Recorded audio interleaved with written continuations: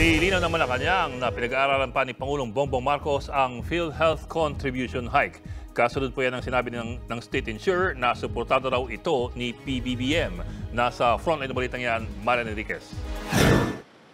Simula nitong Enero, 5% na ang kontribusyon sa PhilHealth ng mga miyembro nito mula sa dating 4% lamang. Alinsunod yan sa Republic Act 1123 o ang Universal Healthcare Law. Sa gitna nito, sinabi kanina ng Malacanang na pinag-aaralan pa ni Pangulong Bongbong Marcos ang contribution hike. Gusto raw ng Pangulo na masigurong anumang pagtaas sa premium ay mas magbibigay ng benepisyo sa mga miyembro ng PhilHealth.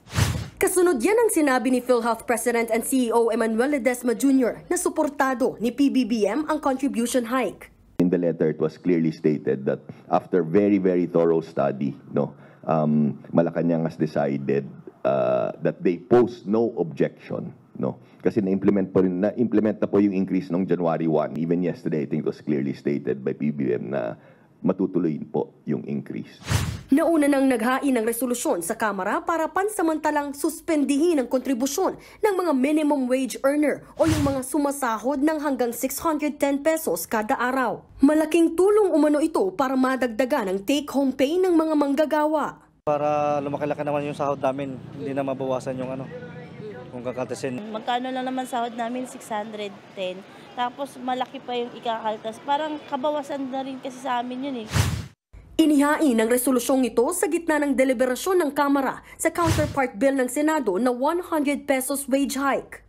Hindi po tayo mababahala sapagkat ang natirang pondo na binigay ng Kongreso sa PhilHealth noong 2022 ay sapat na para bayaran ang minimum wage worker contributions para sa buong 2024. At hindi pa natin pinag-uusapan ang sobrang pondo ng PhilHealth noong 2023. Nitong Enero nang ipanawagan ni Health Secretary Ted Herbosa kay Pangulong Marcos na suspendihin ang dagdag kontribusyon sa PhilHealth dahil sapat naman daw ang reserbang pondo ng state insurer. Ayon sa PhilHealth, halos 6 na milyon ang minimum wage earners sa bansa, kaya aabot ng halos 20 billion pesos ang makokolekta nilang kontribusyon sa loob ng isang taon.